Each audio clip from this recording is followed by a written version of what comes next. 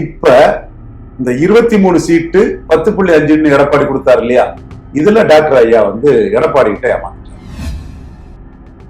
ஒரு தலைவரா எடப்பாடி நிற்கிறாருன்னா மக்கள் தலைவர் எம்ஜிஆராலேயோ புரட்சி தலைவி ஜெயலலிதா அம்மையாராலேயோ ரெட்டலையாலேயோ அல்ல, 10.5 வன்னியர்களுக்கு கொடுத்தது அவரை நிலைநாட்டு. வன்னியர்கள் எப்படி பாக்குறாங்கன்னா, ஒரு கொங்கு வேளாளருக்கு இல்லாதது, ஒரு நாடாருக்கு இல்லாதது, ஒரு உடையாருக்கு இல்லாதது, ஒரு யாதவருக்கு இல்லாதது வன்னியர் கிடைச்சிருக்குன்னா வன்னியர் கத்து எங்களுக்கு தந்திருக்கிறாரியா, அவர்தான் எங்களுக்கு தலைவர்னு வன்னிய பெருந்தலைவரா எடப்பாடி பழனிசாமியை வன்னியர்கள் ஆக்கிட்டாங்க.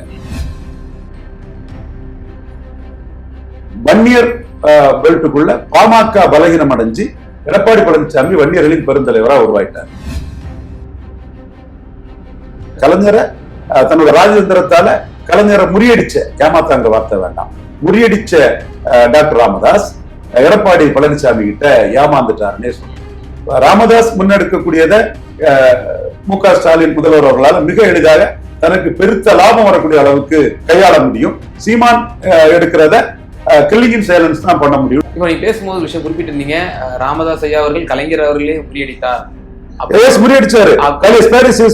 கலைஞரோட பெரிய ராஜதந்திரன்னு 20% வாங்கிட்டு அழுகிற மாம்பழத்தை கொடுத்துட்டாருன்னு அரசியல் சக்தி ஆயிட்டாரு. சீமான் ஜம்பிங் பார்ட்டியா வராரு, 1.1 இருந்து 8.2 வந்துட்டாரு. எடப்பாடி பழனிசாமி டிக்ளைனிங் பார்ட்டியா வராரு. 45 ஜெயலலிதா, 40 ஜெயலலிதா கொடுத்துட்டு போனதை 20 கொண்டு வந்துட்டாரு. ஜெயலலிதா உயிரோடு இருக்கும் போது 1.1 எடுத்த சீமான் வந்து இன்னைக்கு 8.2 எடுத்துட்டாரு. நானே சொன்னேன், மக்களவை தேர்தலே 2 மடங்கு போயிட்டாருன்னா சட்டமன்ற தேர்தல் 3 மடங்கு போயிடுவாருன்னு அப்பவே நான் சொல்லியிருக்கிறேன். அப்போ சீமான வந்து மிக முக்கியமான ஒரு ஆட்டு, அவர் தான் டில்டிங் ஓட்டு பேலன்சிங் ஓட்டை வச்சிருக்கிற ஒரு ஆட்டு, அவருக்கு முக்கியத்துவம் கொடுத்துதான் அந்த அணி அமைக்கப்படணும். மு.க. ஸ்டாலினை வீழ்த்துறதுல சீமானுக்கு ரோல் மிக பெருசு. அதெல்லாம் அண்ணாமலை உணர்ந்ததுனாலதான் அண்ணன் கட்டி பிடிச்சு அல்ல இதெல்லாம் அவர் பண்றாரு. குக்கு செய்திகள் நேயர்களுக்கு வணக்கம். இன்றைய சிறப்பு நேர்காணல் நிகழ்ச்சியில நம்மோடு இணைந்திருக்கும் சிறப்பு இருந்தார் மூத்த அரசியல் திறனாய்வாளர் மரியாதைக்குரிய ரவீந்திரன் துரைசாமி சார் தான் இருக்காங்க. சார் வணக்கம். அப்துல், எப்படி இருக்கீங்க சார்? நல்லா இருக்கு. சிறப்பு. ராமதாஸ் ஐயா அவர்கள் தன்னுடைய இந்த பிறந்தநாள் மேடையில அந்த வெளிப்படுத்திய இந்த வார்த்தைகள்லாம் வந்து பெரும் சர்ச்சையாகவும் பேசுபொருளாகவும் ஆனது. என்ன சொல்ல வர்றாரு திமுகவுக்கு இந்த மெசேஜ்? அவர் 10.5 எடுத்து களமாட நினைக்கிறார். இதுலதான் அவர் முத வரலாற்றிலே வந்து ஏமாந்தது எடப்பாடி பழனிசாமி கிட்ட. கலைஞரை இவர் ஏமாத்திட்டாரு, கலைஞர் ஏமாளி ஆயிட்டாரு, கலைஞரை இவர் அவுட்பிட் பண்ணிட்டாரு. அதாவது வன்னியர் சங்கம் பெரிய போராட்டம் நடத்தினாங்க. அப்ப நான் அவங்கள்ட்ட நியாயம் இருக்குன்னு அவங்க கூட நின்று எல்லா நாலேஜ் ஒர்க்கு கூட என்னால முடிஞ்ச நாலேஜ் ஒர்க் கூட அவங்களுக்கு பண்ணி கொடுத்துட்டு இருந்தேன். வன்னியர் சங்க காலத்திலே அவங்க கூட நான் நெருக்கமா தான் இருந்தேன். அவரு முக்கால அரசியல் உணர்ந்த உங்களே நான் அரசியல் ஆலோசனையில் ஒருவராக ஏற்றுக்கொள்கிறேன்னு கைப்பட லெட்டர் எழுதி தந்திருக்கிறாரு. ஸோ நிறைய விஷயங்கள் நம்ம சொல்லி அவர் எடுத்து செய்திருக்கிறாரு. இந்த தனி ஒதுக்கீடு போராட்டத்துல எம்ஜிஆர் வந்து அவரை ஒரு காமெடியன் மாதிரி நடத்திட்டு போயிட்டாரு. எல்லாரையுமே கூப்பிட்டு தமிழ்நாட்டின் மக்கள் தொகை கணக்கெடுப்பை 25 கோடி 30 கோடியாட்டு ஆக்கி, அப்போ இது எதுவுமே சாத்தியப்படாதுன்னு எம்ஜிஆர் வந்து அவரை சினப் பண்ணிட்டாரு. ரொம்ப ரொம்ப சிம்பிளா எம்ஜிஆர் மிகப்பெரிய அறிவாளியா சமநீதி பார்வை இருக்கு, அது வேற. ஒரு அரசியல்வாதியா தனக்கு லாபம் இல்லாத ஒரு விஷயத்த எம்ஜிஆர் ரொம்ப சிம்பிளா ட்ரீட் பண்ணி போட்டுட்டு போயிட்டாரு. காரணம், எம்ஜிஆருக்கு அரசியலுங்கிறதே முதலியார், மார்வாடி, பிள்ளை, ரெட்டியார், உடையார், மீனவர், இந்து மீனவர் பிளஸ் எஸ்சிங்கிறதா அவருக்கு வட தமிழக அரசியல். அப்போ அவரு வன்னியர்ல ஒரு விஜயலட்சுமி பழனிசாமியும் பண்ருட்டி அண்ணனும் இருந்தாங்க. பெருசா அவரு அதை பார்க்கல. இதுல போய் நம்ம ஏதாவது பண்ணோம்னா நமக்கு நஷ்டம் தான் வரும்னு அவரு நினைச்சாரு. அடுத்தபடியா கலைஞர் வரும்போது கலைஞர் வந்து ஜாதிவாரி கணக்கெடுப்பு போட்டிருந்தாங்க, வெங்கடகிருஷ்ணன் கமிஷன். அதை அபாலிஷ் பண்ணிக்கிட்டு கலைஞர் வந்து 20% கொடுத்துட்டாரு. 20% கொடுக்கும்போது முன்ன 3-4% வந்த வன்னியர்கள் இப்போ 6-7 வராங்கன்னு அந்த காலகட்டத்தில் சொன்னாரு. இப்போ 13க்கு மேலாம் வரதா தரவுகள் சொல்லுது. அப்போ ராமதாஸ் என்ன பண்ணாருன்னா அழுகின மாம்பழத்தை தந்துட்டாருன்னு கலைஞரை அவுட்புட் பண்ணிட்டார். இது நடந்த கதை. ஆனானப்பட்ட கலைஞரையே கடுக்கா கொடுத்து டிமிக்கி கொடுத்து இடஒதுக்கீடு வாங்கிக்கிட்டு அரசியல் சக்தியாட்டம் ஆயிட்டாரு. கலைஞர் வரலாற்றுல ஏமாளியா நிற்கிறார். கலைஞர் வரலாற்றுல ஏமாளியா நிற்கிறார். இது அரணமுறுவல், திருமாவேலன், கொஞ்சம் இந்த நம்ம ஆட்கள் இந்த கலைஞரை பற்றி ரொம்ப புகழ்ந்து பேசுவாங்கல்ல, அவங்க வந்து இந்த வரலாற்று நிகழ்வை வந்து உணரணும். 62 அண்ணாவே தோக்கும் போது கலைஞர் ஜெயித்தாருங்கிறதையும் சொல்லக்கூடியவன் தான். நம்ம எது உண்மையோ அதை தேங்காய் உடைக்க மாதிரி டான்னு சொல்லிடுவோம். இப்ப இந்த 23 சீட்டு 10.5 எடப்பாடி கொடுத்தாரு இல்லையா, இதுல டாக்டர் ஐயா வந்து எடப்பாடி கிட்ட ஏமாந்துட்டார். ஓஹோ. எடப்பாடி ஒரு கையில 23 சீட்டு, இன்னொரு கையில 10.5 கொடுத்தாரு. அது எடப்பாடி அரசியல் தலைவரா நிலைநிறுத்திச்சு. ஒரு தலைவரா எடப்பாடி நிற்கிறாருன்னா மக்கள் திலகம் எம்ஜிஆராலேயோ புரட்சி தலைவி ஜெயலலிதா அம்மையாராலேயோ ரெட்டலையாலேயோ அல்ல, 10.5 வன்னியர்களுக்கு கொடுத்தது அவரை நிலைநாட்டிச்சு. எப்படி பாக்குறாங்கன்னா, வன்னியர்கள் எப்படி பாக்குறாங்கன்னா, ஒரு கொங்கு வேளாளருக்கு இல்லாதது, ஒரு நாடாருக்கு இல்லாதது, ஒரு உடையாருக்கு இல்லாதது, ஒரு யாதவருக்கு இல்லாதது வன்னியர் கிடைச்சிருக்குன்னா வன்னியர் கத்து, வன்னியர் தான் இங்க தனி ஒதுக்கீடு வாங்கக்கூடிய அளவுக்கு சக்தி வாய்ந்த ஒரு சமுதாயம். அவருக்கு கொங்கு வேளாளர் சமுதாயத்துக்கு கூட தரலையா, எங்களுக்கு தந்திருக்கிறாரியா, அவர்தான் எங்களுக்கு தலைவர்னு வன்னியர் பெருந்தலைவரா எடப்பாடி பழனிசாமியை வன்னியர்கள் ஆக்கிட்டாங்க. இதை நான் இன்னைக்கு ரெஸ்ட்ராஸ்பெக்டிவா விஷயம் நடந்த முறை சொல்லல. 2024 தேர்தலுக்கு முன்னாடியே காஞ்சிபுரம் கோயிலுக்கு போயிருந்தோம், பார்த்த வன்னியர்கள் வந்து எடப்பாடிய வன்னியரா தான் சொல்றாங்க, ஒரு எங்க கவுண்டரு, அதனாலதான் எங்களுக்கு இடஒதுக்கீடு தந்தாருன்னு சொல்றாருங்கிறத நானே ஏற்கனவே பதிவு பண்ணிருக்கிறேன். அப்புறம் கண்ணன் சத்திரியர்கள் ஒரு தம்பி சொன்னாரு 2021 இவர் வன்னியர்னு சொல்லிதான் வன்னியர் பெல்ட்டுக்குள்ள இல்ல. இப்ப எனக்கு என்ன கேள்வி இதுல எழும்புது அப்படின்னா, வன்னியர்னு சொல்லிதான் வாக்கெடுத்தான்னு சொன்னாங்க. இப்ப வன்னியர் பெல்ட்டுக்குள்ள பாமக பலகீனம் அடைஞ்சு எடப்பாடி பழனிசாமி வன்னியர்களின் பெருந்தலைவரா உருவாயிட்டார். அப்ப இந்த இடத்துல கலைஞர் ஏமாத்தினது இல்ல, கலைஞரை தன்னோட ராஜதந்திரத்தால கலைஞரை முறியடிச்ச, ஏமாத்தாங்க வார்த்தை வேண்டாம், முறியடிச்ச டாக்டர் ராமதாஸ் எடப்பாடி பழனிசாமி கிட்ட ஏமாந்துட்டாருன்னே சொல்லணும். எனக்கு இதுல என்ன கேள்வி வருதுன்னா சார், இப்ப எடப்பாடியார் அவர்கள் கடைசி கூட்டத்தொடர்ல 10.5 கொடுத்தாரு, அந்த கிரெடிட் எப்படி ராமதாஸ் ஐயாவுக்கு போகாம இருந்ததுக்கான காரணம்னு ஒண்ணு இருக்குல்ல சார். இப்போ அந்த 10.5 கொடுத்தது பிறகு டாக்டர் அன்புமணி ராமதாஸ் அவர்கள் கூட ஒரு அழுது ஒரு வீடியோ எல்லாம் போட்டிருந்தாரு. எங்க தந்தையார் வந்து எத்தனை ஆண்டு காலம் நீங்க வந்து உழைச்சிங்க இந்த சமூகத்திற்காக, நீங்க உங்களுடைய உழைப்பினுடைய பிரதிபலனா வந்து இந்த 10.5 கிடைச்சிருக்கு அப்படிலாம் கூட அவங்க வந்து வெளிப்படுத்தினதெல்லாம் பார்க்கிறோம். எப்படி ராமதாஸ் ஐயாவுக்கு அந்த கிரெடிட் கிடைக்காம போச்சுங்கிற ஒரு கேள்வி. அதாவது இடபிள்யூஎஸ் 10% இடஒதுக்கீட்டை மோடி கொடுத்தார். கொடுத்த மோடிக்கு தான் பிராமின், ராஜ்புட், பூமிகார், பட்டேல், ஜெய்ஸ்வால், அப்பர் காஸ்ட், பண்டாரி, குப்தா, இவங்க எல்லாமே, கெஜ்ரிவால், இவங்க எல்லாமே வந்து வாக்களிச்சாங்களே தவிர வரவேற்ற ராகுல் காந்தி அவங்க கைவிட்டுட்டாங்க. ராகுல் காந்தி வரவேற்க தான் செய்தார், கொடுத்தது மோடின்னு அவங்க பார்த்தாங்க. இப்ப இவங்க இதுல என்ன பாக்குறாங்கன்னா, எந்த ஜாதிக்கும் இல்லாத ஒரு பெருமையை வன்னியர்களுக்கு கொடுத்தது எடப்பாடி பழனிசாமின்னு பாக்குறாங்க. இதுதான் அதுல கான்செப்ட். நான் அதுல எடப்பாடி பழனிசாமிய மனித நீதிக்கு மனிதங்கிற அடிப்படையிலும், தந்தை பெரியார் வழியில சமூக நீதி பார்வையிலும், எதுக்கு நீங்க பிசில வந்து முத்தரையர்களுக்கு தனி ஒதுக்கீடு கொடுக்கல, எதுக்கு நீங்க பிசில வந்து யாதவர்களுக்கு தனி ஒதுக்கீடு கொடுக்கல, எதுக்கு நீங்க பிசில வந்து செங்குந்தர்களுக்கு தனி ஒதுக்கீடு கொடுக்கல, எதுக்கு நீங்க பிசில வந்து விஸ்வகர்மாக்களை தனி ஒதுக்கீடு கொடுக்கலன்னு இந்த 4 சமூகங்கள்ட்டையும் பெரிய ஒரு அவேர்னஸ் களத்துக்குள்ள போய் பண்ணிட்டு இருக்கிறேன். அதோட பின்னணி என்ன, சூட்சமம் என்ன, மர்மம் என்ன, அதோட உள்கடப்பு என்ன, இதெல்லாம் நான் கேள்வி கேட்டுட்டு இருக்கேன். மக்கள் உணர்றாங்க. இன்னைக்கு எல்லா சமூகங்களும் வந்து விழிப்புணர்ச்சி அடைஞ்சிடுறாங்க. எங்களுக்கு ஆழவும் தெரியும், அடக்கவும் தெரியும்னு சொன்னா எல்லா சமூக மக்களுக்கும் வந்து எல்லாமே இன்னைக்கு புரியும். எவ்வளவு என்னென்ன திமிரல ஆணவத்துல பேசுறாங்கிறதெல்லாம் மக்களுக்கு தெரியும். அதை நான் பெரியார் பாதையில நான் அதை வந்து அவேர்னஸ் கொடுத்துட்டு இருக்கேன். பட் ஓவரால் இந்த சமங்களுக்கெல்லாம் கொடுக்காத எடப்பாடி பழனிசாமி வன்னியருக்கு கொடுத்தாரு. வன்னியருக்கு இந்த பெருமையை ஏற்படுத்தி கொடுத்தாரு. வன்னியர் நினைச்சா தனி ஒதுக்கீடு வாங்க முடியுங்கிறத எடப்பாடி பழனிசாமி என்டார்ஸ் பண்ணாருங்கிறதுல வன்னியர்கள் அவர் மேல பட்டுதல் ஆயிட்டாங்க. நான் என்னன்னா, எம்பிசிக்குள்ள நீங்க இவ்வளவு ட்ரிங்கர் பண்ணவங்க பிசிக்குள்ள ஏன் கண்டுக்கலங்கிறத நான் கேள்வி கேட்கிறேன். நான் இதுக்குள்ள போய் வல்லடி வழக்கா யாரையும் எழுத்து நான் பண்ணல. நீங்க ஏன் பிசிக்குள்ள பண்ணலன்னு இந்த யாதவர், செங்குந்தர், முத்தரையர், விஸ்வகர்மாக்காக எடப்பாடி பழனிசாமி கிட்டையும் சி.வி. சண்முக ஐயா கிட்டையும் என்னோட கோரிக்கை வைக்கிறேன். நியூஸ் டே தொலைக்காட்சியிலே நீங்க யார வேணாலும் அனுப்புங்க, நான் இருந்து அதை விவாதம் பண்ண தயாரா இருக்கிறேன். உண்மையான்ட்டு இருக்கு, நேர்மையான்ட்டு இருக்கு, சமநீதி பார்வையான்ட்டு இருக்கு. தாழக்கிடப்பாரை தற்காப்பதே தர்மம்ங்கிற ஐயா வைகுண்டர் வழியில தாழ்நீக நாடார் தொண்ட நாட்டு எக்ஸ்ட்ராடினரியா என் ஜாதி சாராத இந்த ஜாதி 4 ஜாதி நன்மைக்காக நான் இன்னைக்கு குரலை கொடுக்கிறேன். 2026 தேர்தல்ல இது பெரிய ஒரு புரட்சியா வந்து நிற்கும். நீங்க 24ல வன்னியர்கிட்ட லாபத்தை அடைஞ்சிட்டீங்க, கொடுத்தீங்க, அவங்களுக்கு பெருமையை கொடுத்தீங்க, வேற யாரும் கொடுக்காதது கொடுத்தீங்க, வேற எந்த ஜாதிக்கும் இல்லாத பெருமையை வன்னியருக்கு கொடுத்தீங்க. வன்னியர் காலத்துக்கு போட்டுக்கிட்டு தமிழ் மண்ணில நாங்க தான் தனி ஒதுக்கீடு வாங்க முடியும்னு வன்னியர்கள் பெருமை பேசலாம், பெருமை பேசினாங்க, அதை செய்த உங்களுக்கு வாக்கையும் கொடுத்தாங்க.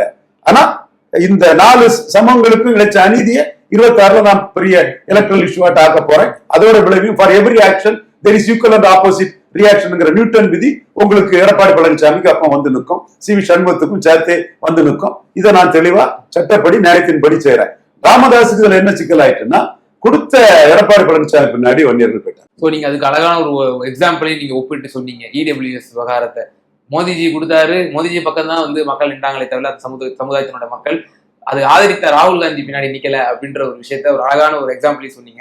ஓகே சார், இப்போ வந்து அதே போல டாக்டர் ஐயா அது பேச்சின் பொழுது கூட சாதிவாரி கணக்கெடுப்பை வந்து ரொம்ப அழுத்தம் திருத்தமா சொல்றாரு.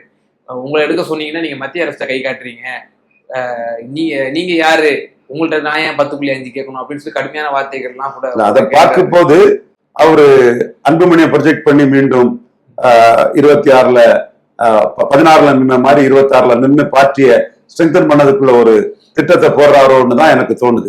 நீங்க யாரு நாங்களே செய்வோம்னு சொன்னா ஆட்சி அதிகாரத்துக்கு நாம வந்துதான் அதை செய்ய முடியும். எடப்பாடி எடுத்தேன் கொடுத்தாரு, அது நமக்கு நிலைக்கல. ஸ்டாலின் வந்து அந்த அரசியல் எடப்பாடி கொடுத்த அதுக்குள்ளே போய் கலைஞர் மாதிரி ஸ்டாலின் ஏமாற தயார் இல்ல. ஏன்னா சிம்பிள், அதுல பெனிஃபிட் எடப்பாடிக்கு தான் போகும். இப்ப இதே விஷ பரீட்சை 2016லயும் ஐயா அவர்கள் வந்து மேற்கொண்டாரு, அதே விஷ பரீட்சை மீண்டும் மேற்கொள்வாரா? அது விஷ பரீட்சைன்னு சொல்றதை விட அன்னைக்கு அவரு நின்று 5.5% வாக்கு எடுத்து காட்டினது வந்து வன்னியருக்கு தான் உறுதியானவங்கிறத அவர் நிலைநாட்டிட்டாரு. நீங்க அவர் சீட் கன்வென்ஷன் ஆகல, அதுக்கு என்ன செய்ய முடியும்? சீட் கன்வென்ஷன் ஆகலன்னா அதுக்கு என்ன செய்ய முடியும்? சும்மா எல்லாருக்கும் நினைச்ச மாதிரி சீட் கன்வென்ஷன் ஆயிருமா? திமுக கூட்டணியில இருக்க தவிர வேற யாருக்கு சீட் கன்வென்ஷன் ஆயிருக்கு? திமுக கூட்டணி தவிர 3 எலெக்ஷன்ல யாருக்கு கன்வெர்ட் ஆயிருக்கு?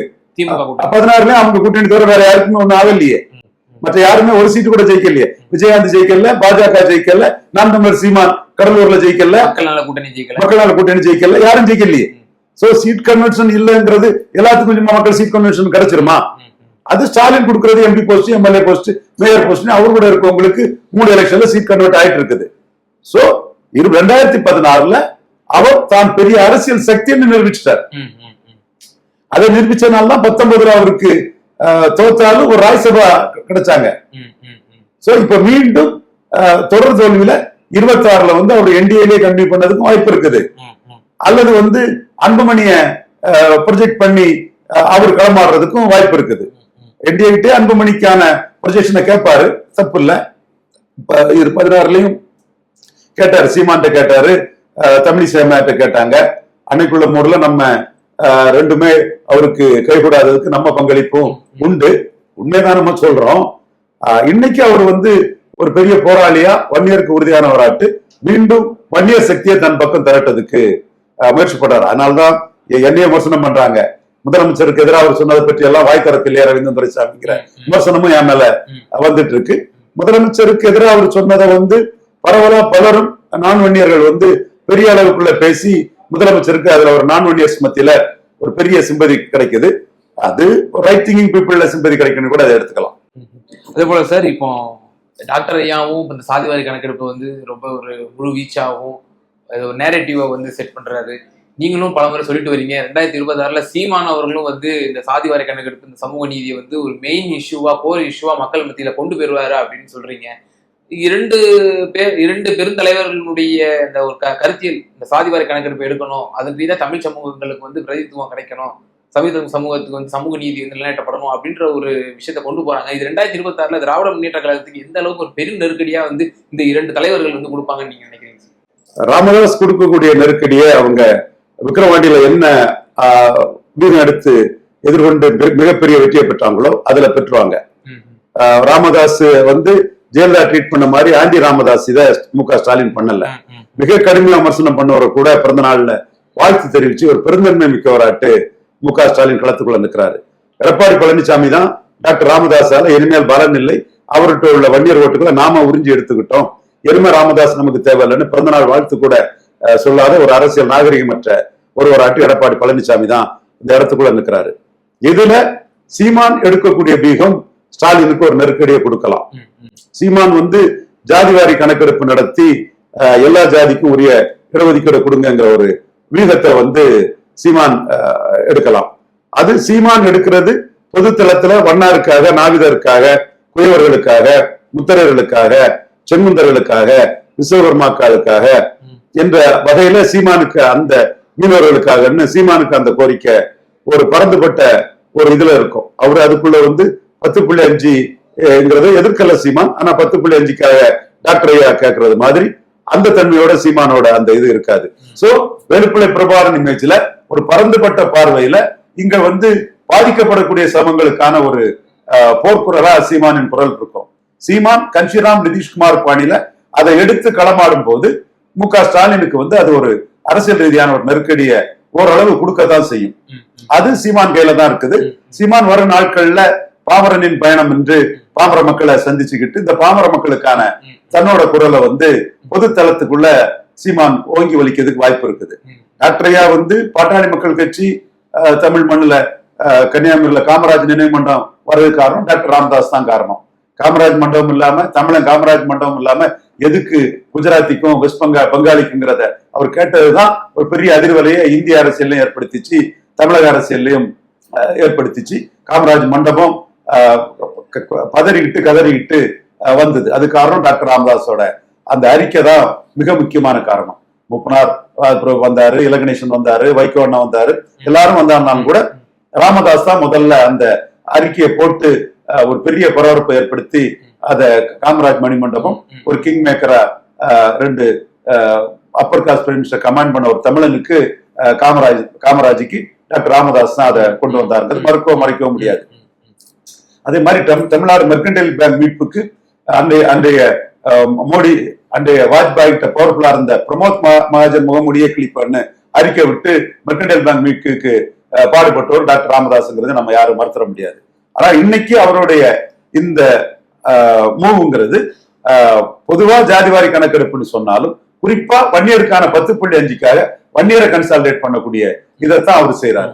சீமான் வேலுப்பிள்ளை பிரபாகரன் இமேஜ்ல பொதுத்தள தலைவராட்டு அவர் எல்லா ஜாதிக்குமான இதாட்டு தான் அந்த ஜாதிவாரி கணக்கெடுப்பை சீமான் முன்னெடுக்கிறாரு.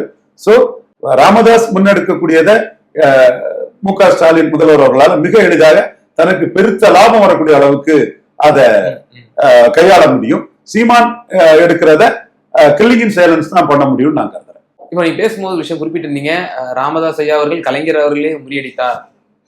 முறியடிச்சாரு. கலைஞரோட பெரிய ராஜதந்திரன்னு 20% வாங்கிட்டு அழுகுற மாம்பழத்தை கொடுத்துட்டாருன்னு அரசியல் சக்தி ஆயிட்டாரு. பெரிய சாதனை, மிகப்பெரிய சாதனை. அது இன்னைக்கு தன்னுடைய தந்தை ஏமாந்தது மு.க. ஸ்டாலின் போன்ற மனசுல தெளிவாகவே இருக்குங்கிறதை நான் உணர்றேன். ராமதாஸ் ஐயா அவர்கள் கலைஞரை முறியடித்தார், ஆனால் எடப்பாடி பழனிசாமி அவர்களிடம் இந்த மாதிரி ஏமாந்துட்டாரு அப்படின்ற ஒரு விஷயத்த நீங்க மேற்கோள் காட்டினீங்க. இப்போ மூவிங் ஃபார்வர்ட், இப்போ அவருடைய இந்த பிறந்தநாள் அந்த பேச்சின் போது இருக்கட்டும், அண்டம் கிடுகிடுங்க மிக பெரும் போராட்டத்தை இந்த அரசுக்கு நாங்கள் நெருக்கடி கொடுக்கும் வகையில் நாங்கள் போராட்டத்தை நடத்துவோம் அப்படின்லாம் கூட கடுமையான வார்த்தைகள்லாம் போட்டு அவருடைய இந்த பேச்சுக்கள் அமைஞ்சிச்சு. ஸோ வரக்கூடிய காலங்களில் திருப்பியும் இந்த வன்னியர் சமூகம் எடப்பாடியார் வசம் இருக்கக்கூடிய வன்னியர் சமூகத்தை தன் வசம் படுத்திடுவாரா டாக்டர் ஐயா? இதன் மூலியமா நம்ம நான் மனப்பூர்வமா படுத்துறேன்னு ஆசைப்படுறேன். நான் வெளிப்படையா தான் சொல்லக்கூடியது. நான் ராமதாஸுக்கு எதிராக மனிதங்கிற அடிப்படையில செயல்பட்டேன். 98ல அவங்களுக்கு அலையன்ஸ் ஆப்ஷனை கொடுத்தேன். கலைஞர் அதனாலே 99 எனக்கு டிக்கெட் கொடுக்கூடாது ராமதாஸ் கிட்ட சொன்னாரு. ராமதாஸ் அதை கலைஞர் வார்த்தையை ராமதாஸ் கேட்டுக்கிட்டாரு. வருத்தம் தான் நமக்கு. பட் அவரால் தமிழகத்துல நம்ம பாப்புலர் ஆனங்கிறதையும், ஐயா தாலிங்க நாடாறுல பொது வாழ்க்கையில அறிமுகமான நம்ம டாக்டர் ஐயாவால பாப்புலர் ஆனங்கிறது நம்ம ஏற்றுக்கிட்டு நன்றி உணர்வோட அதை பதிவு பண்றது நம்ம கடமை இருக்கு. நியாயத்தை நம்ம பேசுறோம். இப்போ அவர்கிட்ட நான் சொல்லும் போது கூட கிளிய வளர்த்து பூனைகிட்ட கொடுத்த கதையாயிடக்கூடாது, எல்லாமே நாம வெளிப்படையாக நம்ம சொன்னோம். இப்போ அவரு அத எடப்பாடிகிட்ட இருந்து டாக்டர் ராமதாஸ் கையில அது வந்ததுன்னா என் போன்றவர்களுக்கு அது நான் என்ன நோக்கத்துக்காக ராமதாஸ் கிட்ட வந்தோமோ, எனக்கு ராமதாஸுக்கு அப்புறம் கருத்து வேறுபாடு இருந்து அதுல நியாயம் யான்ட்டு இருக்குன்னு ராமதாஸ் ஐயா மனச்சாட்சிக்கே தெரியும், நியாயம் யான்ட்டு இருக்குன்னு ஐயா மனச்சாட்சிக்கே தெரியும். என்றாலும் நான் என்னோட சமூக நீதி உணர்வுல அது ராமதாஸ் அவர் கையில மீண்டும் வந்ததுன்னா நமக்கு மகிழ்ச்சி தான். அதே வேளையில எடப்பாடி கூடயும் பவர்ஃபுல்லா சி.வி. சண்முகம், கே.பி. முனுசாமி, அன்பழகன், வீரமணி, சொரத்தூர் ராஜேந்திரன், சம்பத்து, அருள்மொழித்தேவன், இன்னும் நிறைய பேர் லோக்கல் வன்னியர் லீடர்கள் இருக்காங்கிறது நம்ம மறந்துகிட்டு பேசாண்டாம். திமுகவோட அதிக அளவு வன்னியர் லீடர்ஸ் வந்து இன்னைக்கு அதிமுக இருக்காங்கிறதும் ஒரு யதார்த்த உண்மை. பட் எடப்பாடி லீடர்ஷிப்புக்கு அந்த வாக்காளர் போறதோட டாக்டர் ஐயா பிடியில அவங்க வர்றது வந்து என்னை பொறுத்தவரை நான் வரவேற்கிறேன். Okay sir. அதே போல சார், இப்ப நீங்க பலமுறை சொல்லிட்டு வரீங்க, உதயநிதி அவர்களோட முன்னிலைப்படுத்தி அரசியல்படுத்துவது என்பது ஒரு தவறான முன்னுதாரணம், அது தவறான ஒரு ஸ்ட்ராட்டஜி அப்படின்னு சொல்லி நீங்க தொடர்ச்சியா சொல்லிட்டு வரீங்க. அம்மையார் பிரேமலதா அவருடைய பேச்சு சர்ச்சையாச்சு. முதல்வர் அவர்களை தனிப்பட்ட ரீதியிலான ஒரு விமர்சனத்தை வந்து அவர் முன்வைத்தார். முதல்வருக்கு வந்து உடல்நிலை சரியில்லை, அது மாதிரியான ஒரு நாக்குசும் அளவிற்கு அந்த மாதிரியான ஒரு விமர்சனத்தை வந்து முன் வச்சாரு. எப்படி பாக்குறீங்க? இப்படியான ஒரு பிரதான எதிர்கட்சியாக ஒரு காலத்தில் இருந்த ஒரு கட்சியினுடைய பொதுச் செயலாளர் இருக்கக்கூடிய அந்த பெண்மணி அவர்கள் இது மாதிரியான ஒரு பேச்சை வெளிப்படுத்துவது என்பது ஒரு முதிர்ச்சியற்ற ஒரு தன்மையை வெளிப்படுத்தா எப்படி சார் பாக்குறீங்க? மு.க. ஸ்டாலின் அவர்களுக்கு 70 வயசு ஆகுது. நான் கேள்விப்பட்ட வரையில பிபி சுகர் போன்ற நோய்கள் அவருக்கு இல்லைன்னு அவருடைய டாக்டர், என்னுடைய உறவினர் ஒருத்தர், இல்ல ரவி, அவருக்கு எந்த இதுவும் அந்த கிரானிக் டிசீஸ் எதுவும் கிடையாதுன்னு சொல்றாப்புல. எனிவே அவருடைய ஆரோக்கியம் வந்து இன்னும் குறைஞ்சபட்சம் 10 வருடம் அவர் அரசியல் பண்றதுக்கான ஆரோக்கியம் அவருக்கு இருக்குது. நான் இதை சொல்றதுனால ஸ்டாலினுக்கு ஜால்ரா அடிக்கணும் யாரும் சொல்ல வேண்டிய அவசியம் இல்லை. ஒன்றுமல்ல, ஸ்டாலினை தோக்கடிக்கணுங்கிறதுல நான் உறுதியான ஒரு எண்ணம் கொண்டவன் தான். இன்னைக்கு 47% வாக்குகள் கிடைச்சிருக்குன்னா அது பார்லிமெண்ட் வேற, அசம்பிளி வேற, ஆப்பிள் வேற, ஆரஞ்சு வேறனாலும் கூட இந்த பார்லிமெண்ட் ஸ்டாலினை முன்னிறுத்தி இந்தியாவை காப்பார் ஸ்டாலின், தமிழ்நாட்டை காத்துட்டான்னு சொல்லும் போது இந்தியாவை மோடி காப்பாத்துக்குவாரு, ஸ்டாலின் அதை பற்றி கவலைப்படாண்டாங்கிற கமெண்டே நம்ம கொடுத்திருக்கிறோம். ஆனா தமிழ்நாட்டுல அவரை முன்னிலைப்படுத்தி தான் அந்த 47% வாக்கு அவருக்கு வந்திருக்குங்கிறது நாம மறுக்கல. சோ இந்த பலத்துல இருக்கக்கூடிய ஒரு ஆன்டி எஸ்டாப்ளிஷ்மெண்ட்ல அதிகபட்சம் ஒரு 5% வாக்கு அவருக்கு குறையலாம் அதிகபட்சம். அப்போ 42% குறைய மாட்டாரு. இந்த அணி இன்டாக்டா இருக்கும். ஏன்னா தொடர் வெற்றியில் இருக்கக்கூடிய அணி எதிரணி சதவீதம் இருக்கும்போது வந்து இதுல இருந்து யாரும் வெளியேற மாட்டாங்க. அணி இன்டாக்டா இருக்கும். 2024 சொன்னதுதான் இதை சொல்றேன். ஸ்டாலினும் கூட்டணி தான் வெற்றிக்கு அச்சாணின்னு சொல்றாப்புல. அணியில இருக்க எல்லாருமே அவசியம் இருக்கு, வெற்றி இருக்குது. ஒரு காம்பினேஷன்ல வரக்கூடிய கெமிஸ்ட்ரியில வெற்றி பெற்றுட்டு இருக்காங்க. சோ அவங்க வெற்றி பெறது வரை இந்த அணி தொடரும். இதுதான் தமிழறி மணியன், பழக்கற்பையா போன்றவங்க எல்லாம் தெரிஞ்சுக்கிட்டே வீழ்ஸுக்காக மோசடியா பேசிட்டு இருக்காங்க. நான் சொல்றது உண்மை, விருப்ப மோசடியா பேசிட்டு இருக்காங்க.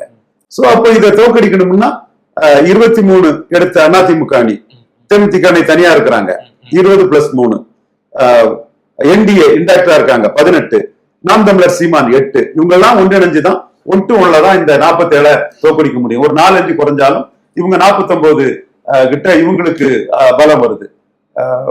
23, 18, 41, 49 கிட்ட பலம் வருது. 49+ பலம் வருது. இது வந்து 1967 பெருஞ்சர் அண்ணா பெருந்தையும், மூதறிஞர் ராஜாஜியும், தமிழர் தந்தை ஐயா ஆய்க்கினாரும், கண்ணியமிகு காயிதே மில்லத் சாஹிப்பும், கம்யூனிஸ்டுகளும் சோசியலிஸ்டுகளும் எல்லாம் இணைஞ்சு ஒரு ஒன்னா நின்று ஒரு கூட்டணி அமைச்சு, ஐயா மு.க. தேவர், கல்வி வள்ளல் ஐயா மு.க. தேவர் எல்லாரும் இணைஞ்சு ஒரு கூட்டணி அமைச்சு வெற்றி பெற்ற மாதிரி ஒரு கூட்டணி அமைச்சு தான் மு.க. ஸ்டாலினை தோக்கடிக்க முடியும். ஸ்டாலின் இது கல்யாணராமன்ஜிக்கு பிடிக்குதோ பிடிக்கலையோ அதை பற்றி எனக்கு கவலை இல்லை. 57, 62 காமராஜ் உயரத்துல கட்சியை காமராஜ் பிடிச்சி நாடிமுத்து பிள்ளை, வல்லத்தரசு, டிஎஸ்சி ஆதிமூல நாடாரு, பசுமன் ஐயா, முத்துராமலிங்க தேவர் போன்றவங்களை அழுத்தம் கொடுத்து வெளியேற்றிக்கிட்டு கட்சியை பிடிச்சி ஒரு பெரிய உயரத்துல காமராஜ் நின்று காமராஜ் வெர்சஸ் அதர்ஸ்ங்கிற ஒரு உயரத்துல காமராஜ் நெஹ்ருவோட 1% வாக்கு பெற்று 46% வாக்குல 1962 நின்ன மாதிரி, 45% வாக்குல 57 நின்ன மாதிரி பட்ட ஒரு பெரிய உயரத்துல மு.க. ஸ்டாலின் இருக்கிறாரு. கருத்து குரல்களை தவிர அரசியல் கரெக்டா பாக்குறவங்க இந்த அணி ஓடையாது, இந்த அணி அப்படியே இன்டாக்டா இருக்கும். Accumulating power, amassing wealth, modern politics எல்லாத்துக்கும் இங்க லாபம் இருக்குங்கிறத எல்லாரும் இன்டாக்டா இருப்பாங்கிறத உணர்வாங்க. அப்போ அவங்க ஒன்றா இருக்கக்கூடிய பட்சத்துல மற்றவங்க எல்லாம் ஒன்றிணைஞ்சுதான் தோக்கடிக்க முடியும். அதுல மிக முக்கியமான ஒரு ஆட்டு வந்து நாம் தமிழர் சீமான் இருக்கிறாருன்னு என்னோட பார்வை. இது நானும் நாடார் ரவீந்திரன், அதனால நாடார் சீமானுக்கு பேசுறான்னு இல்ல. சீமான் ஜம்பிங் பார்ட்டியா வராரு. 1.1 இருந்து 8.2 வந்துட்டாரு. எடப்பாடி பழனிசாமி டிக்ளைனிங் பார்ட்டியா வராரு. 45 ஜெயலலிதா, 40 ஜெயலலிதா கொடுத்துட்டு போனதை 20 கொண்டு வந்துட்டாரு. ஜெயலலிதா உயிரோடு இருக்கும் போது 1.1 எடுத்த சீமான் வந்து இன்னைக்கு 8.2 எடுத்துட்டாரு. நானே சொன்னேன், மக்களவை தேர்தலே 2 மடங்கு போயிட்டாருன்னா சட்டமன்ற தேர்தல 3 மடங்கு போயிருவாருன்னு அப்பவே நான் சொல்லியிருக்கிறேன். அப்போ சீமான வந்து மிக முக்கியமான ஒரு ஆட்டு. அவர் தான் டில்டிங் ஓட்டு, பேலன்சிங் ஓட்டை வச்சிருக்கிற ஒரு ஆட்டு. அவருக்கு முக்கியத்துவம் கொடுத்துதான் அந்த அணி அமைக்கப்படணும். அர்த்தமேட்டிக்கலி எல்லாரும் சேர்ந்தாதான் 47% வாக்கோட இருக்கக்கூடிய மு.க. ஸ்டாலின் தோற்கடிக்க முடியும். இன்னும் சொல்றேன், இதை நான் எல்லாத்தையும் வெளிப்படையா சொல்ல விரும்பல. காமராஜ் செய்த தவறுகள் கூட பாடம் படிச்சு ஸ்டாலின் நேர்த்தியா சில விஷயங்களை செய்யறதுக்கும் வாய்ப்புகள் உண்டு. அப்படிப்பட்ட லெவல்ல மிக கம்ஃபர்டபுள் பொசிஷன்ல இருக்கக்கூடிய ஸ்டாலினுக்கு எதிராக இந்த 1-to-1க்கான வேலைகளை டெல்லி பாஜகவும் எடப்பாடி பழனிசாமி கூட இருக்கிறவங்களும் செய்யணும். சீமானை கன்வின்ஸ் பண்ணி அதுக்கு கொண்டு வர்றதுதான் இதுல மிக முக்கியமான ஒரு பிள்ளையா இருக்கும். நான் யதார்த்தமா மனச்சாட்சி படி உண்மையை சொல்றேன். சீமானுக்கு ரோல் மிக மிக முக்கியமானது. ஏன்னா சீமான் ஜம்பிங் பார்ட்டியா போயிட்டு இருக்கிறார். இங்க காழ்ப்புணர்ச்சியிலும் வன்மத்திலையும் சீமானை பற்றி பேசுறவங்க இந்த கடந்த ஒவ்வொரு தேர்தலையும் என்ன பற்றி என்ன பேசுனாங்க, என்ன தப்பு வந்திருக்குங்க நீங்க பார்த்தா தெரியும். சுமன் ஸ்ரீராமன் இன்னைக்கு என்ன தியானம் பேசுவாரு, 2% வரும்னு தான் சொன்னாரு. குபேந்திரன் 4% வரும்னு தான் சொன்னாப்புல. நான் தான் சொன்னேன் 2 மடங்கு வரும், 2 மடங்கு வந்தா சட்டமன்றத்துல 3 மடங்கு வரும். அப்போ சீமான ஒரு 8.2% கட்சி தலைவரா பார்க்க கூடாது, ஜம்பிங் பார்ட்டியா தான் பார்க்கணும். சோ அந்த மு.க. ஸ்டாலினை வீழ்த்துறதுல சீமானுக்கு ரோல் மிக பெருசு. அதெல்லாம் அண்ணாமலை உணர்ந்ததுனாலதான் அண்ணன் கட்டி பிடிச்சு அல்ல இதெல்லாம் அவர் பண்றாரு. சீமான் என்ன முடிவு எடுக்கிறாருன்னு நமக்கு தெரியாது. என்னோட சஜஷன் இதுதான். இதை தாண்டி மற்றபடி பேசுறதுதான் சும்மா ஒரு ரீல்ஸுக்கு பேசுறாரு. தவிர்க்க முடியாத சக்தியா வளர்ந்து வர்றாரு அப்படிங்கறத டெல்லி பாஜக உணர்ந்திருக்கா சார்? கண்டிப்பா டெல்லி பாஜக உணர்ந்திருக்குது. அதன் வெளிப்பாடுதான் அண்ணாமலை ரவீந்திரன் துரைசாமி உணர்ந்த ஒண்ணு மோடி உணராம இருக்க மாட்டார் தம்பி. ரவீந்திரன் துரைசாமி உணர்ந்த ஒண்ணு மோடிக்கு அது தெரியப்படுத்தாம இருக்காது. என்னதான் சுத்தி சுத்தி என்ன பேசினாலும் நம்ம நோக்கம் 2029 மோடி பிரதமர் ஆகுதுதான் நமக்கு நோக்கம். அதுல தமிழ்நாட்டுல இருந்து சீட்டு போகணுங்கிறதான் நம்ம நோக்கம். அது நம்ம வெளிப்படையா தான் சொல்றோம். அந்த வகையில நாம பாஜக தலைமைக்கும் சீமானுக்கு இம்பார்ட்டன்ஸ் தெளிவா தெரியப்படுத்தி இருக்கிறோம். சீமான் 29ல என்ன முடிவு எடுக்கிறாருங்கிறது, 26ல என்ன முடிவு எடுக்கிறாங்கிறதே அவர் தான் எடுக்கணும். சீமான் 29ல மிக முக்கியமான ஒரு பிளேயரா தமிழ்நாட்டுல இருக்காருங்கிறத நம்ம பார்க்கிறோம். அதே போல சார், நீங்க தொடர்ச்சி சொல்லிட்டு வரீங்க, நாடாளுமன்றத்திலே 2 மடங்கு உயர்ந்துட்டாரு சீமான் அவர்கள். அப்ப சட்டமன்றத்துல 3 மடங்கு உயர்வாரு, 16-17% வாக்குகள் போவாரு அப்படின்ற ஒரு விஷயத்தை மேற்கோள் காட்டுறீங்க. இதுக்கு உண்டான சீமான முன்னெடுக்கக்கூடிய ஸ்ட்ராட்டஜிஸ் தான் என்னவா இருக்கும் நீங்க நினைக்கிறீங்க சார்? இதுல அறிவு நாணயம் உள்ளவர்களா என்றால் பல கருப்பையா இதை பற்றி என்ன சொல்வார், ஷியாம் அண்ணன் இதை பற்றி என்ன சொல்வார், சுமன் ஸ்ரீராமன் இதை பற்றி என்ன சொல்வார், தமிழறி மணியன் இதை பற்றி என்ன சொல்வார், நடுநிலை வியூவர்ஸே ரவீந்திரன் துரைசாமி நாணயமாட்டு நேர்மையா இருக்கானா, இவங்க நேர்மையா நாணயமா இருக்காங்கிறத ஏற்கனவே பேசியது இப்பொழுது பேசியதை வச்சு உங்க மனச்சாட்சிக்கே விட்டு விடுகிறேன். சீமான் என்ன ஸ்ட்ராட்டஜி எடுப்பாருன்னா, என்ன பொறுத்தளவுல சீமான் ரெப்ரசன்டேட்டிவ் ஃபார் அன்ரெப்ரசன்டட் கம்யூனிட்டிஸ், அதுதான் சீமானுக்கு ஸ்ட்ராட்டஜியா இருக்க முடியும். அதே வேளையில முஸ்லிம் வாக்குகள் வரலங்கிறதுக்காக அவரு முஸ்லிம் சிறை கைதிகள் விடுதலையை விட்டுறக்கூடாது. மீண்டும் அந்த மக்களுக்காக போராட நான் இருக்கிறேன், என் அண்ணன் தம்பிக்காக போராடுவேன்னு களத்துக்குள்ள வரணும். அப்படி களத்துக்குள்ள வரும்போதுதான் சீமானுக்கு நம்பகத்தன்மை உயரும். நம்ம முஸ்லிம் ஓட்டு RSSக்கு எதிராக பாஜகவுக்கு எதிராக ஸ்டாலினுக்கு தான் போச்சு, அதனால இனிமே இவங்களுக்கு நம்ம ஏன் போராடணுங்கிற எண்ண ஓட்டம் சீமானுக்கு வரக்கூடாது. நீங்க முன்னாடி என்ன சொன்னீங்களோ, ஓட்டு வராது என்றாலும் என் அண்ணன் தம்பிக்காக போராடணும்னு சொன்னீங்கல்ல, அதே போராட்டங்களை முன்னெடுக்கணும். உறுதியான தலைவராட்டு, தனித்து போட்டியிடும் தலைவராட்டு, 214 சமநீதி பார்வையில வேட்பாளர் விடக்கூடிய ஒரு தலைவராட்டு சீமான் களத்துக்குள்ள நின்னா 5வது முறை தனிச்சு நிற்கும் போது மக்கள் முழு நம்பிக்கையோடு அவருக்கு வாக்களிப்பாங்க. நான் சொன்னது மாதிரி மக்களவை தேர்தலில் 2 மடங்கு வந்ததுன்னா சட்டமன்ற தேர்தலில் 3 மடங்கு வரக்கூடிய அளவுக்கு அவர் பலம் பெறுவாருங்கிறதா 100% உண்மை. ஓகே சார், இறுதியான ஒரே ஒரு கேள்வி. எடப்பாடியார் அவர்கள் வரக்கூடிய சட்டமன்ற தேர்தலில் இப்படியான ஒரு யுக்தியை கையாள போறாரு, பிரசாந்த் கிஷோர் தேர்தல் வகுப்பை யூகார வைக்க போறாரு அப்படின்னு சொல்லி சில தகவல்கள் சென்ற வாரத்துல வந்துட்டு இருக்கு. எந்த அளவுக்கு உண்மை? இது அப்படியே ஒருவேளை பிரசாந்த் கிஷோர் அவர்கள் எடப்பாடியார் அவர்களுக்கு வேலை பார்த்தாலும் அதெல்லாம் எடுபடுமா? எப்படி பாக்குறீங்க? இது சும்மா ப்ரொமோட் பண்றதுக்காக பண்றதுதான். இதுல ஒண்ணும் உண்மை இல்ல, ஒன்லி ஃபார் ப்ரொமோஷன். இந்த மாதிரி ப்ரொமோட்டிங் பிராண்டிங் டீம் எல்லாம் அலைஞ்சிட்டு இருக்குது. அவங்களோட பொய் செய்திகளை தான் நம்ம உண்மையின் துணை கொண்டு முறியடிக்கிறோம். அதே வேளையில உண்மையை நம்ம என்ன செய்திட முடியும்? இது உண்மை இல்லைன்னு நான் உறுதியா நம்புறேன். ஏன்னா பிரசாந்த் கிஷோர் எடுத்தா ஜெயிக்கணும்னு நினைப்பாரு, அந்த சூழ்நிலை இங்க இல்ல. யாரை விடவும் 1-to-1 தான் ஸ்டாலினை தோற்கடிக்க முடியுங்கிறது அவருக்கு நல்லா ரொம்ப நல்லாவே தெரியும். சோ அந்த 1-to-1 எடப்பாடி பழனிசாமியில அமையறதுக்குள்ள வாய்ப்பும் இல்லைங்கிறதும் பிரசாந்த் கிஷோருக்கு தெரியும். சீட் கன்வெர்ட் பண்ற கெப்பாசிட்டி இல்லாத எடப்பாடியை நம்பி யார் போவா? Vote transferring capacity, seat converting capacity எடப்பாடிக்கு இல்ல. நம்ம விக்கிரவாண்டியிலே பார்த்துட்டோம். பிரேமலதா அம்மையாரே என்டிஏக்கு ஆதரவா பட்ஜெட் ஆதரிக்காங்கன்னா எடப்பாடிக்கு சீட் கன்வெர்ட் பண்ணக்கூடிய கெப்பாசிட்டி இல்ல. அவங்க என்டிஏல இருந்திருப்பாங்கன்னா விருதுநகர்ல விஜய் பிரபாகரன் வெற்றி பெற்றிருப்பாங்க. வழக்கு தொடுத்திருக்காங்க. நியாயம் அவங்ககிட்ட இருக்குன்னு கூட மக்கள் சொல்றாங்க. அங்க உள்ள பகுதி மக்களே சொல்றாங்க. பொறுத்திருந்து அதை பார்க்கலாம். சோ பிரசாந்த் கிஷோர் வந்து எடப்பாடி கிட்ட போய் வேலை பார்க்கறதுக்கு வாய்ப்புகளே இல்லைன்னு தான் நான் கருதுறேன். ஓகே சார், பல்வேறு விவகாரங்கள்ல நேயர்களுக்கு மிகவும் தெளிவுபடுத்தினதுக்கு நன்றி சார். நன்றி.